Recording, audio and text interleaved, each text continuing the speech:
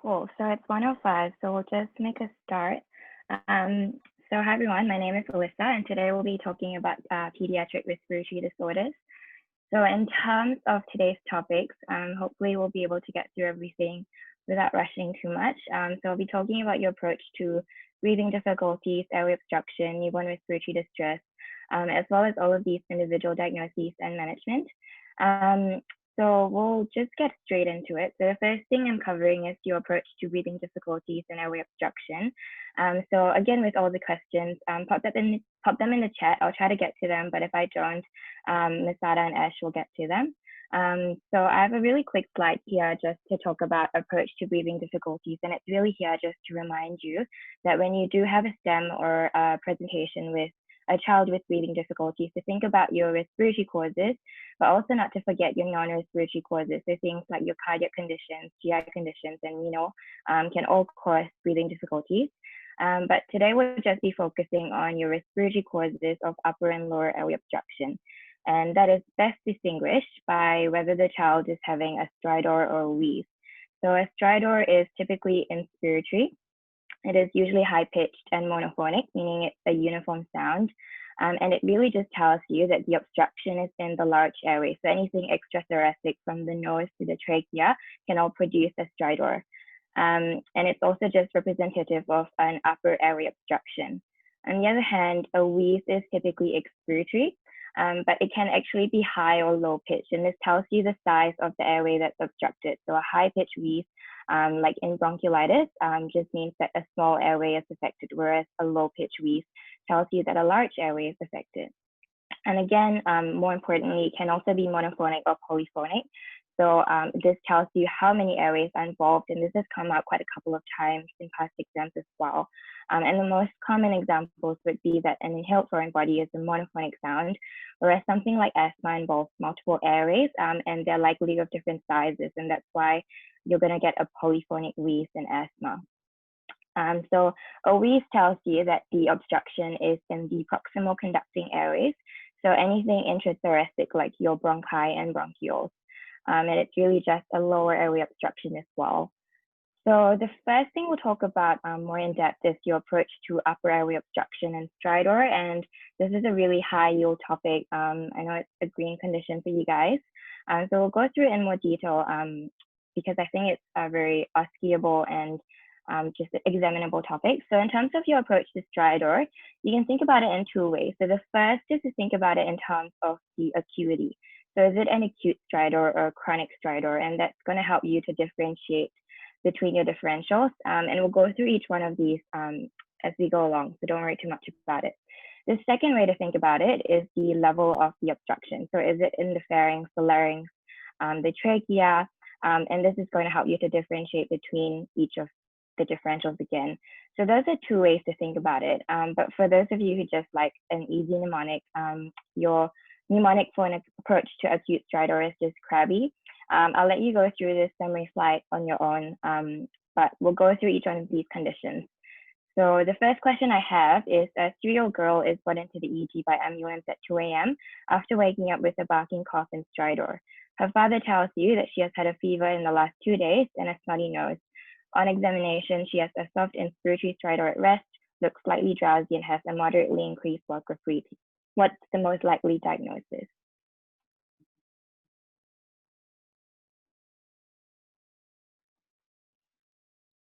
Yep, awesome. So I'm getting quite a lot of answers, and you guys have got it. So it's just Croup.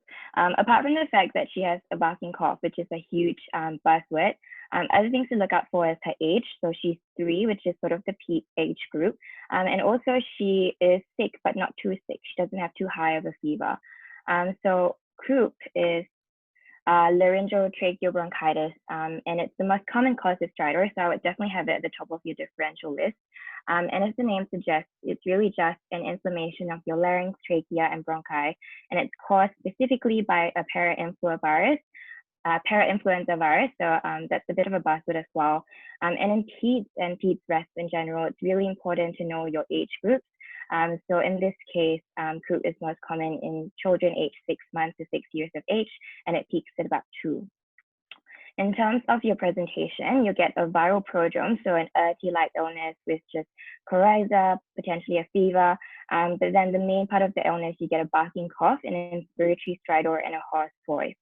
Your symptoms of obstruction are really just caused by inflammation, resulting in mucosal edema and secretions, and eventually causing obstruction. So on examination, you get an increased work of breathing, and you can also get a widespread wheeze in addition to your stridor. And the reason for that is Croup affects the larynx, trachea, and the bronchi. And the bronchi is part of your lower respiratory tract, so that's why you can get a wheeze as well. In general, any child who comes in with an acute stridor, you want to refrain from examining their throat. And that's because that can distress them and it can just make the symptoms worse. It's a clinical diagnosis, so if you want to grade the severity of Croup, you can use this table. So in a mild Croup, everything is pretty much normal. In a moderate Croup, you get some agitation, some increased respirate, some use of accessory muscles. And more importantly, in a severe Croup, you get an agitated and potentially a drowsy child. You get even more tachypnea, even more use of accessory muscles. And importantly, if you have hypoxia at any point, which is typically defined as an SpO2 below 90%, that's life-threatening, and you really want to escalate them to senior Peds quite quickly.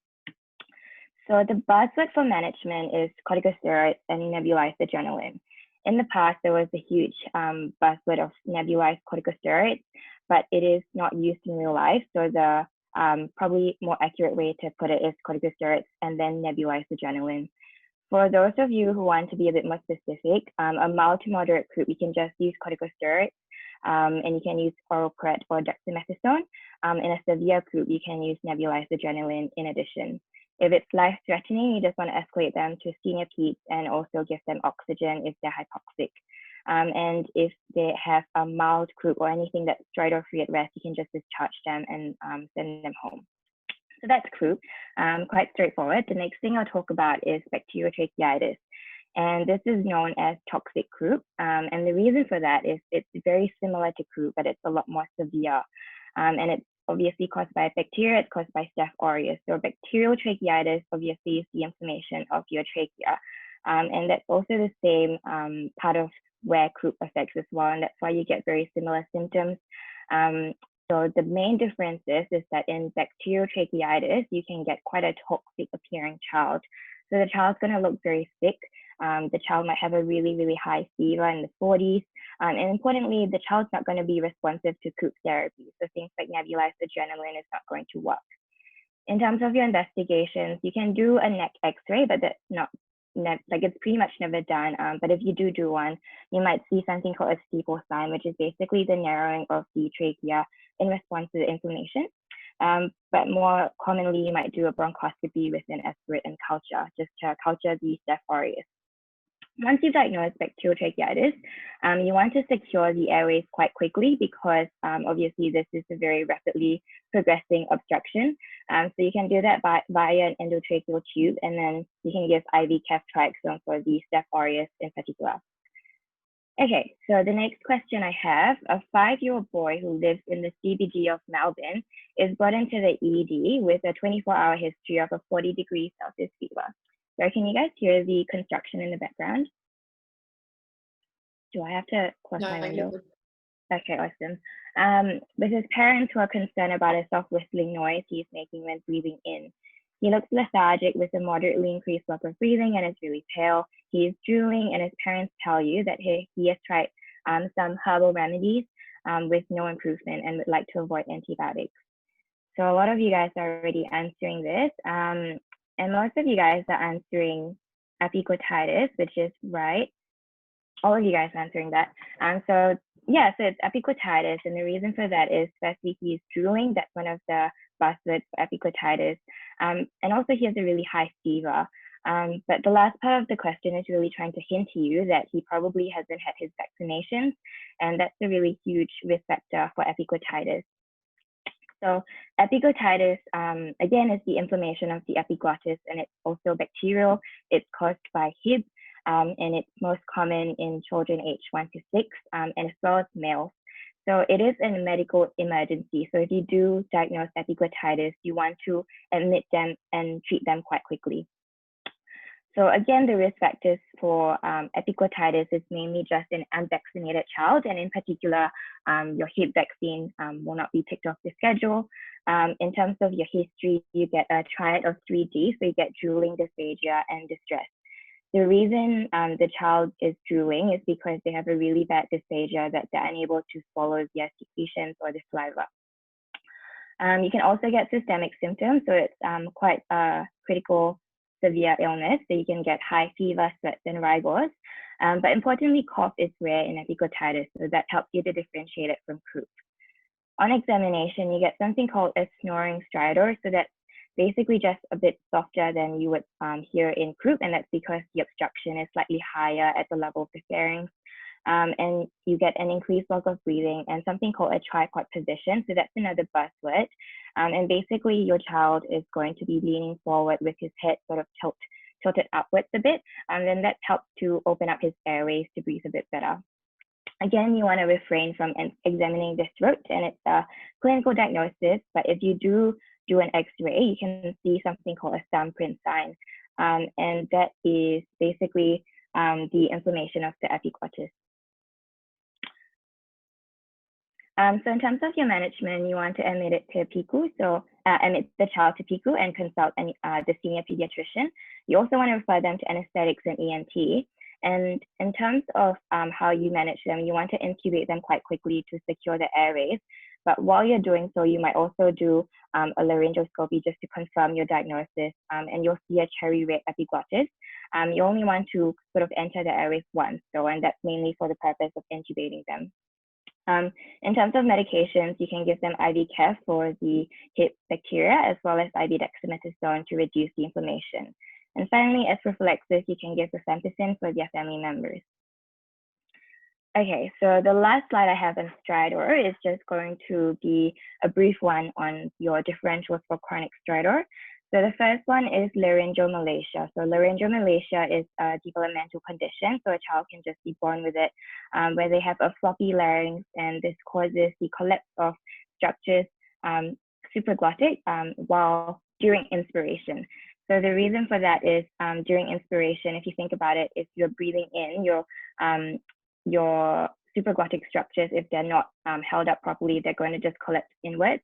Whereas if you're breathing out and air is pushing outwards, your supraglottic structures are going to just be pushed out. So the obstruction is really just going to be during inspiration. In terms of your symptoms, it presents quite quickly at 2 to 6 weeks of age. And you get a chronic inspiratory stridor that's worse on crying and when supine. So that just sort of exacerbates this thing that we see here. And usually it's gone when they're settled or sleeping. It's also associated with GORD, so that's the most common comorbidity, and that's just because the floppy larynx can also be associated with problems with your sphincter. In terms of your investigations, you get an omega-shaped larynx, so it looks like that. So it's just a floppy larynx that's not well formed. And in terms of your management, you don't really have to do anything, just sort of let it be, because most of them self-resolve by 12 to 18 months. And then the next differential for chronic stridor is subglottic stenosis. So this is the narrowing of your airways below the glottis, and it's really because of scarring, and it's most common in ex-preemies. So preterm infants are born with a lot of respiratory problems, and so they're going to be yeah, but then he arrested this one. When you actually read the articles, they say that it was a different time. The Black Lives Matter. Mute yourself. Yeah, the Black Lives Matter protests happened when we were actually able to go out. Like I was going out to restaurants and stuff. Whereas now we. You have to mute them, Calvin. Thank you. It's alright. I've muted them. Kind of find where they are. That's weird. Thanks, guys. Yeah. So ex-preemies, because they have a lot more respiratory problems, so they're going to be intubated for quite a bit of their early life, and that can cause a lot of scarring just from the mechanical ventilation that you put in. And so you get a chronic fixed stridor, and it's both on inspiration and expiration, because it's basically just scar tissue that's always going to be there. In terms of your management, it may require an endoscopic ablation, but most of them sort of grow out of it as they grow older. Their airway sort of enlarge as well. Cool. So that was stridor. Now we're going to move on to asthma, which is your most common cause of wheezing. just a brief slide on your approach to an acute wheeze. So the most important way to go about this is really just to think about your timeline and age group. So if they're below 2, the most common cause of an acute wheeze is bronchiolitis, and especially if they're less than 12 months of age. If they're between 1 to 6 years, it's most commonly a viral-induced wheeze, and if that's recurrent, then maybe a provisional diagnosis of asthma. If they're between 1 to slightly over 6, you can get a viral pneumonitis or lower respiratory tract infection. But importantly, all of these viral wheezes are quite arbitrary in their distinction, and they're quite poorly distinguished. They have very similar presentations, very similar management. So I wouldn't worry too much about distinguishing between the two. If they're older than 6, then you can definitively diagnose asthma. And the reason for that distinction at 6 years of age is because if they're below 6, you kind of can't trust the spirometry results as much, because you can't really trust kids below 6 to accurately perform spirometry. Whereas if they're above 6, then you can have the spirometry result to tell you that that's definitive asthma. Finally, at any point in time, you also don't want to forget your inhaled foreign body. So that is where you get a wheeze without infective symptoms, and it's quite sudden onset as well. So today we'll just be focusing on asthma, and in particular, I'll be going through a bit about your history and then your assessment and management of acute and chronic asthma. I'm not going to go through too much of the background of asthma, like your triggers, pathophysiology. We do have a summary sheet on our website if you wanted to have a look at that. But in terms of your history, the first thing you want to ask is if they do have a formal diagnosis of asthma, and if they do, when was it diagnosed and how was it diagnosed? The next thing is the triggers for asthma. So everyone has different triggers, so you want to find out what their trigger is. And then you want to ask about the severity of asthma, and you can do that in a couple of ways. So the first one is the frequency of asthma flare-ups. So is it intermittent, frequent, unfrequent, intermittent, or persistent? And we'll go through those classifications in a bit. Also the severity of the flare-ups, is it mild, moderate, or severe? The effect on school attendance, if any, are they missing any days of school? Any interval symptoms between flare-ups, and if so, are they daytime interval symptoms or nighttime interval symptoms? And any previous hospital admissions, including ICU admissions. Then you want to ask about their treatment. So who looks after your asthma? Is it a GP, a specialist? What medications do you use? Oftentimes, you can just ask about the color of their puffer. So if it's blue, it's probably Ventolin. If it's orange, it's probably a preventer. How much, how often, any recent change in your medications, and are they on a preventer? Finally, this is more of an OSCE thing, but it's really good to ask if they have an asthma action plan. And if they don't, then it's good to say that you'll write one up for them. Okay, so first question on acute asthma. So you are the intern on day shift at Dandenong. A 10-year-old asthmatic presents with an acute onset shortness of breath and wheeze. There is markedly increased lack of breathing, and he is only able to speak in words. He is not hypoxic. What initial therapy would you institute? And there are multiple answers for this question, so feel free to give all of them.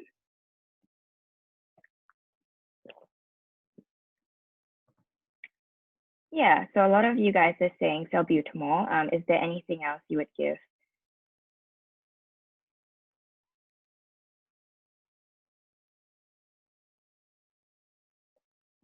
Yep, so a few of you guys are getting it. So in this case, you want to give ipratropium, oral prednisolone, and salbutamol all at once, and we'll go through why in a couple of slides. But the next question is you come back to reassess this 10-year-old after giving them all of that, but the 10-year-old is still having symptoms. So what do you do next? Again, you can give more than one answer.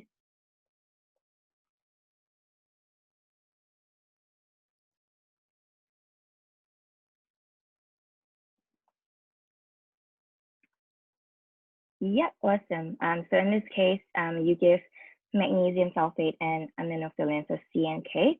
And there are quite a bit of variations in the answers, so I'll go through why.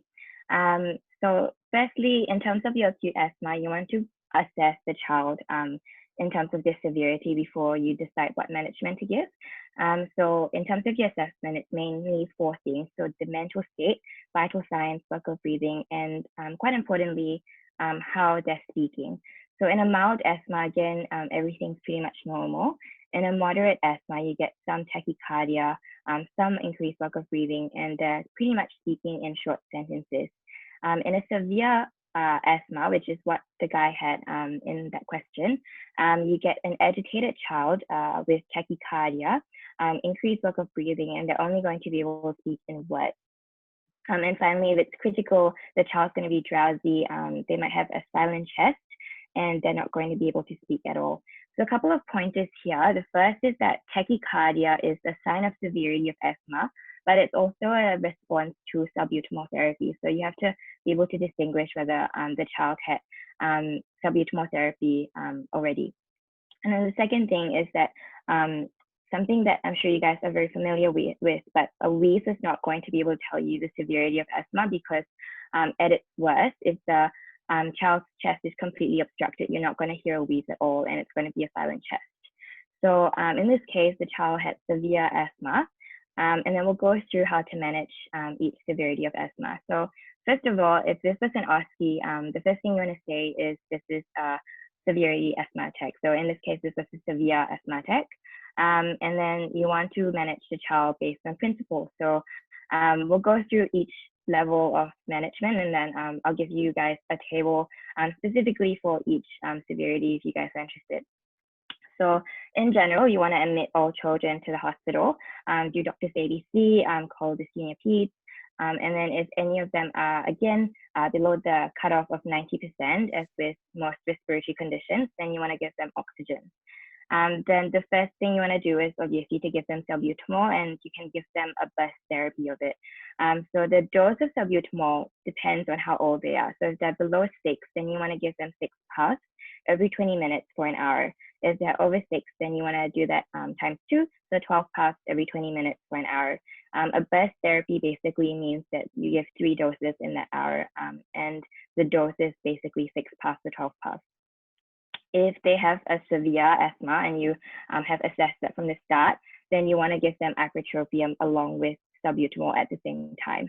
So again, it depends on how old they are. If they're less than 6, you want to give them 4 puffs. If they're more than 6, you want to give them 8 puffs. And this is typically through a spacer as well. Unless it's really severe, then you can give them nebulized salbutamol. And then you want to consider giving them oral prednisolone, and this is particularly important if it's a severity of severe and beyond. So the initial dose for oral pred is 2 milligrams per kilogram, and then you want to continue this for 1 to 2 days, even after you've discharged them at half the dose. Finally, the 2 things you can give, and this is both on the RCH guidelines, and there's no first line or second line, so I think if you say both, you're fine. It's basically aminophylline and magnesium sulfate, and both of them are going to be IV, and you give them when they're not responsive to the initial therapy. Lastly, as a bonus OSCE tip, you want to check if you're in a rural setting or metro. So if you are in a rural setting, then you want to call Piper quite early on to transfer the child to a more tertiary hospital. So this is a bit more extra information because I think it's a bit too detailed. But basically, in terms of your management specific for severity, this is just a table telling you what you do at each point of severity. But I'll let you guys speak through this at your own time. So we'll move on to chronic asthma.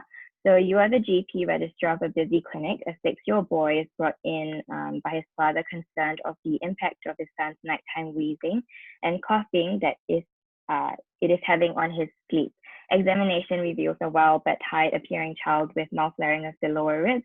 While he is asymptomatic, the father reports his son coughs most nights of the week. So what is your diagnosis is the question. Yeah, you guys are really quick. So this is, I'll give you guys actually a couple more seconds for everyone else.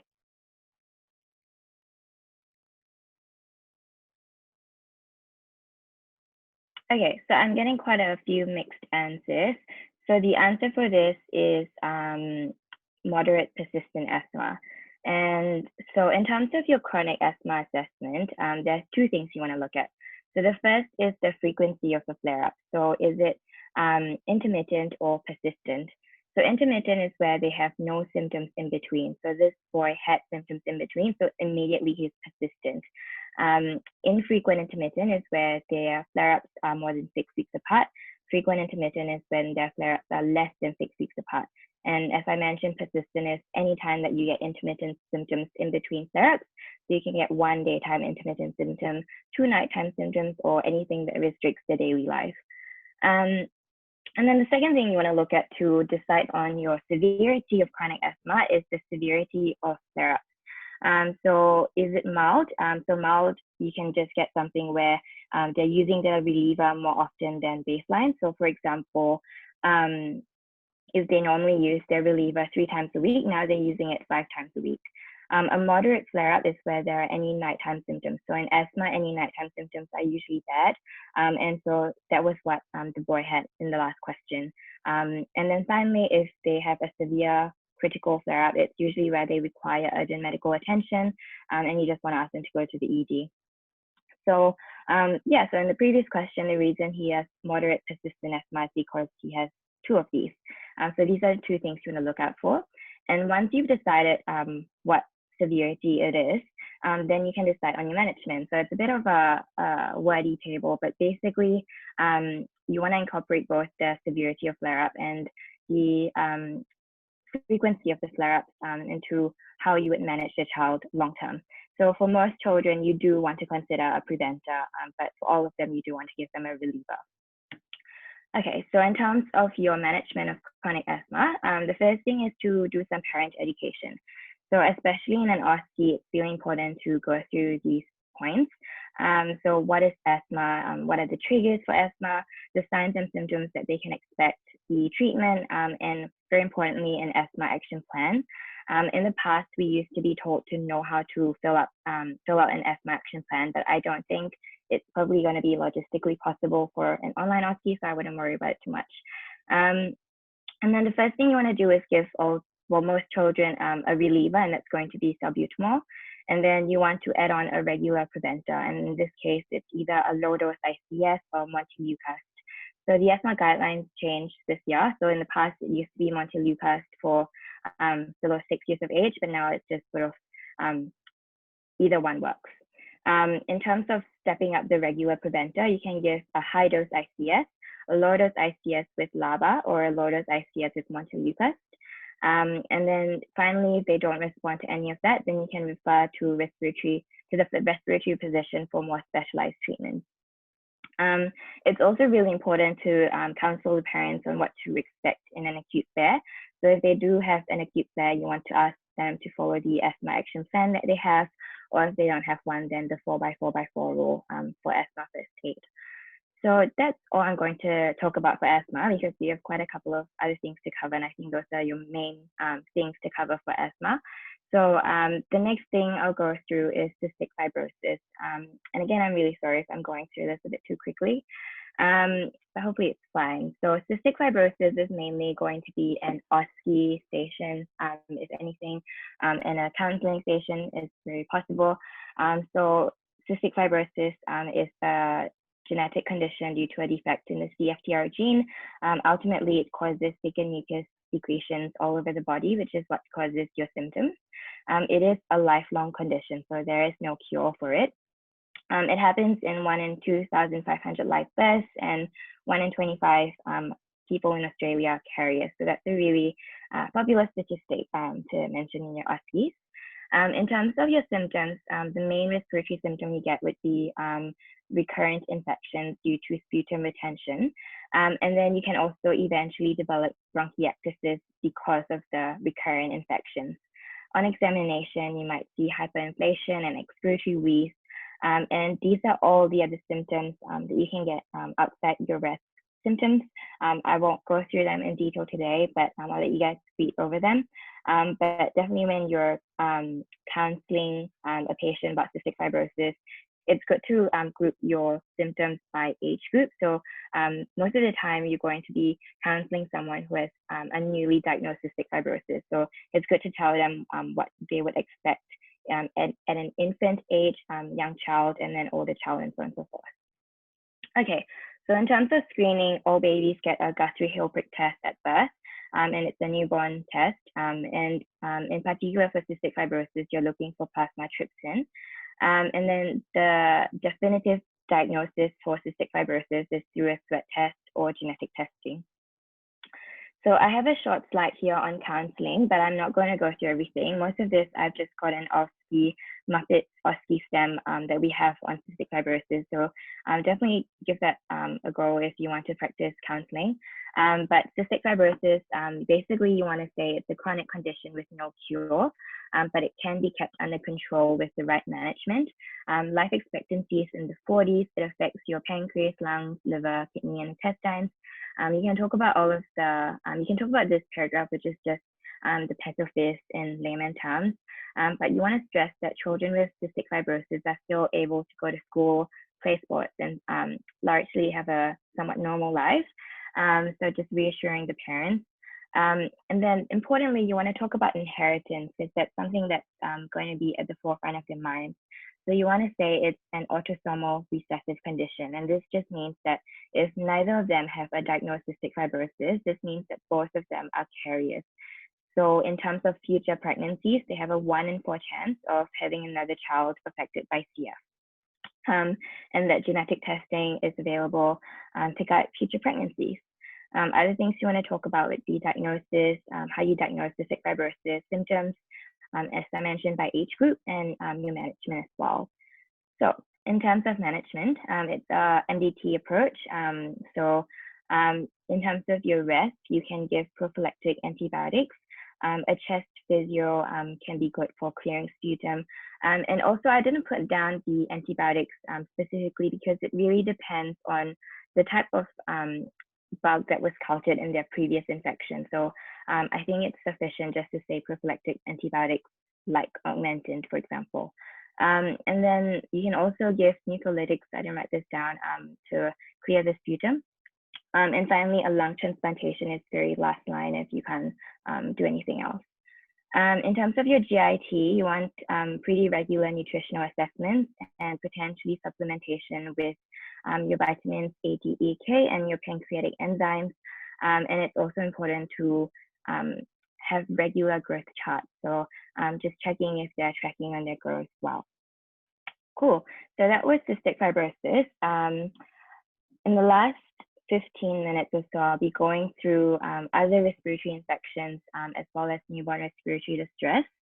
So in terms of these ones, I think they're not as high yield, but no, this one is pretty high yield. So you are the internal day shift at Dandenong. A concerned mother brings in her 6-month-old baby boy with a 3-day history of cough, dyspnea, and respiratory distress. His older brother has recently recovered from a similar illness. On auscultation of the chest, you hear a high-pitched expiratory wheeze. What is the most likely diagnosis? Yeah, and everyone's really, really quick. So the answer for this is D, which is bronchiolitis. So yeah, I guess as you can see, respiratory questions are pretty straightforward. They're really just asking you either for your diagnosis or management.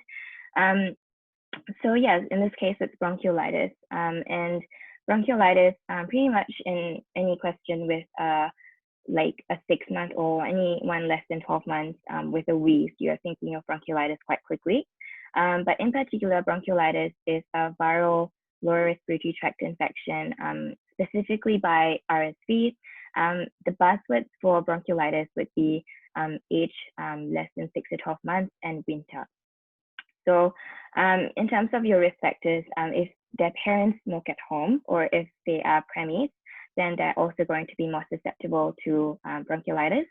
And in terms of your history, you get a viral prodrome, which is what the question previously was trying to hint at, where you get just an urti-like illness with coryza, potentially a fever. And then for bronchiolitis itself, you get cough, shortness of breath, and poor feeding. And poor feeding is often the main thing that the parents come in with. On examination, you can get a lot of signs. So you can get an increased work of breathing, a high-pitched expiratory wheeze, bibasal fine and inspiratory crepitation, a prolonged expiratory phase, hyperinflation of the chest, and you can see that here, because of the hyperinflation of the chest, it basically flattens the diaphragm, pushes the liver down, and then as a result, you get a palpable liver tip in a baby. So if you were to, I guess, do an abdominal palpation, you could actually feel the liver. It is a clinical diagnosis, so you don't really have to swab them. In terms of the management, because it's a viral infection, it's going to be supportive. So you might admit them for observations and give them oxygen, again, if their fats are below 90%, which is pretty much the golden number. And then you want to assist them with feeding if necessary, so potentially an NG tube if necessary. And finally, for very, very high risk infants, so like preterm infants, for example, then you can consider giving them palivizumab, which is an RSV monoclonal antibody. But you don't give that for all infants. Yeah, so that's bronchiolitis. The next question, we have a 3-year-old boy presenting with increased work of breathing and tachypnea for the past 24 hours. He is irritable and restless. He has quite a high fever at 38.5. Crepitations are noted on the left face only. His sets are 90% on room air. What is the most likely diagnosis? Awesome, you guys are really good. So yeah, this is a lobar pneumonia. So pneumonia is a green condition in your matrix, and I'm not sure why, because to be honest, I haven't seen it much in previous years, but I'll go through it because it's a green condition. So in terms of your definition, it's defined clinically as the presence of cough, fever, and tachypnea at rest when other wheezing conditions have been ruled out in a child. So things like asthma and bronchiolitis, if you've ruled them out, then you want to consider a pneumonia. In children, it's most commonly caused by viruses and strep pneumonia. It's quite similar in presentation to adult pneumonia, so I'm going to just point out the main differences for you guys. So the first one is that on history, fever might be the only symptom for most children, and you might not get shortness of breath or anything else. But if you do, you might get coughing, tachypnea, apnea, increased work of breathing. In neonates and infants, you most commonly get irritability and poor feeding because they can't really tell you that they are having a fever or are feeling short of breath. On examination, you pretty much get all the things that you find in an adult. And again, SaO2 is going to be less than 90% in a lot of the time. So the next thing to know for pediatric pneumonia is when you have to admit them to the pediatric ICU. So if they have severe respiratory distress, if they have severe hypoxemia or cyanosis, marked tachycardia, altered mental state, and empyema, then that's typically known as a complicated pneumonia, and you need to admit them to the PICU. In terms of your investigations, if it's just a mild pneumonia where they're just a bit wheezy, a bit sick, you don't have to do anything. But if you have a child with more severe pneumonia, then you might do a chest X-ray, FDE, UEC, and an influenza swab as well. So you just get very similar findings on your chest X-ray as you would in an adult. In your management for mild asthma, you don't have to do anything. It's just supportive, and the reason for that is oftentimes in a mild asthma, it might not actually. Sorry, I'm saying asthma, mild pneumonia. It might not actually be pneumonia at all. So you can just ask them to hydrate themselves and rest. If it's moderate, then you want to prescribe oral amoxicillin, and if it's severe, then you can give them IV ceftriaxone with flucloxacillin. So that's pneumonia. Yeah, I haven't really seen it much in exams or in OSCE, so yeah, study it with a pinch of salt.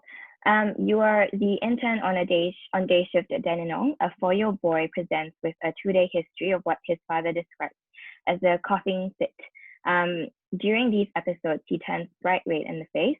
Between episodes, he is well and does not have a fever. He has had an T-like illness recently.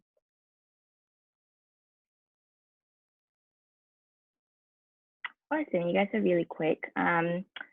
So yeah, so this is whooping cough, someone mentioned viral-induced wheeze, and we'll talk about why this is whooping cough. And the main buzzword here would be the coughing fit and the fact that he turns bright red, and the fact that he's also well in between coughing.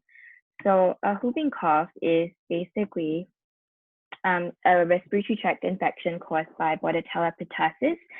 It is infectious just prior to and for 3 weeks after the onset of cough. So this is important in guiding your management and how long they should be isolated for.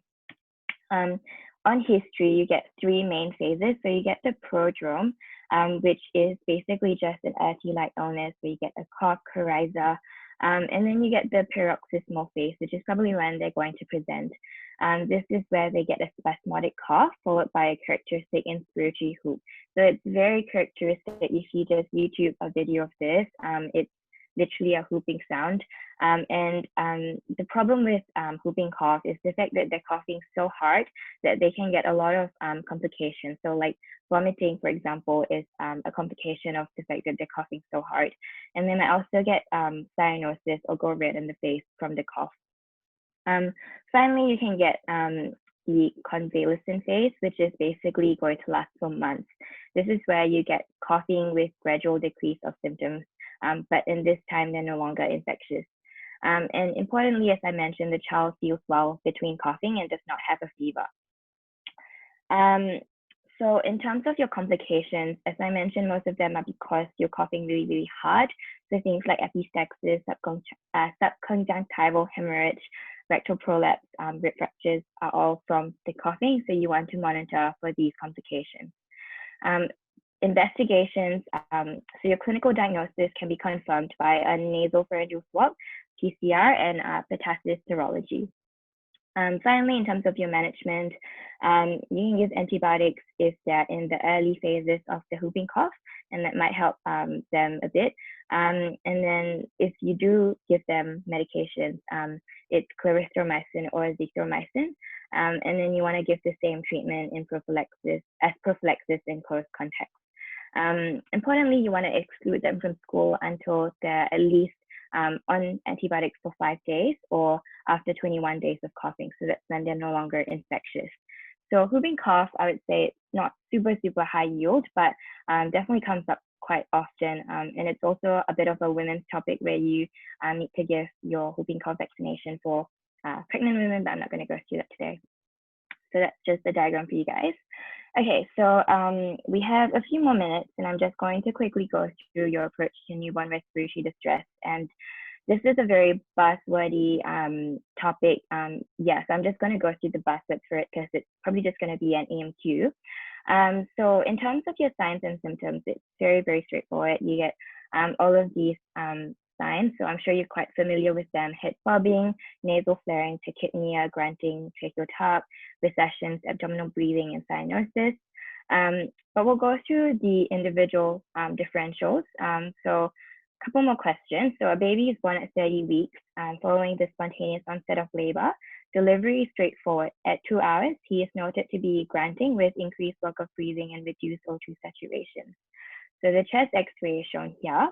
What is the diagnosis? And I'll give you guys a couple of seconds to answer this. Yeah, so all of you guys have gotten it. So this is respiratory distress syndrome. And I'll answer another question before going through why. So a baby is born by C-section at 38 weeks. He is quiet at birth and requires vigorous stimulation to establish respiration. Following transfer from the OT to the nursery, he is noted to be tachypnic. The chest X-ray is shown here. What is your diagnosis? Yep, and you guys are all really, really quick. So yeah, this is TTN. So as I said, very, very buzzwordy, so quite quick. So in terms of your distinction between the two, RDS is due to surfactant deficiency in preterm infants. So as we all know from our pre-clin years, surfactant is important in keeping the alveoli open, and it's produced in later gestation. So preterm infants are going to not have surfactant, and therefore when they're born, their alveoli are going to be quite collapsed, and therefore they're going to get respiratory distress. In your chest X-ray, you can see a ground glass appearance, and that's really showing you the atelectasis of the alveoli. In terms of prevention, it's more of an ONG thing where you want to give antenatal steroids if they're below 34 weeks. But if they are born with RDS, you can also give them, or if they're born preterm in general, you can give them an exogenous surfactant via an ETT at birth. And they're often going to require CPAP and PPV and intubation as well. TTN, on the other hand, is in term infants, and it's mainly because babies in utero have liquid in their lungs. And so at birth, they're required to clear that liquid very, very quickly. And they're required to clear it in a couple of minutes. In babies who undergo C-section, they don't go through labor, so they don't go through the mechanisms required to clear the liquid, and therefore they get a delayed lung liquid clearance. So you get respiratory distress because you have liquid in your lungs. In terms of your chest X-ray, you can see the presence of the liquid through perihilar streaking in a sunburst pattern. I don't know if you can see it's what's trying to point out here. And it's really just the standard pulmonary veins and lymphatics from the body trying to clear the liquid. In terms of your management, it's just supportive. You just want to wait for them to clear the liquid in a couple of hours. Cool. One last question. So it's just a spot diagnosis. Awesome. You guys are really quick. Yep. So this is congenital diaphragmatic hernia. So last two differentials for newborn respiratory distress. So meconium aspiration syndrome is due to aspiration of meconium. And it's most commonly seen in post-date babies. So anything above 42 weeks, I think, is defined as post-date. And that's because their bowels are going to be quite mature and they might pass meconium in utero. Importantly, it is a chemical/irritant pneumonitis. It's not an infection. On chest X-ray, you can see something called patchy opacification, reflecting areas of atelectasis and areas of hyperinflation. In terms of your management, it's mostly supportive, but you might also give some antibiotics. Congenital diaphragmatic hernia is a congenital herniation of your bowels through the diaphragm. So you get bowel loops in the chest wall. As a result, you can get a scaphoid abdomen, which is basically this abdomen deformity. You can also hear bowel sounds on chest auscultation, and a pulmonary hypoplasia because the bowel loops prevented growth of the lungs or development of the lungs in utero. Management for this is just surgical repair. So that was it.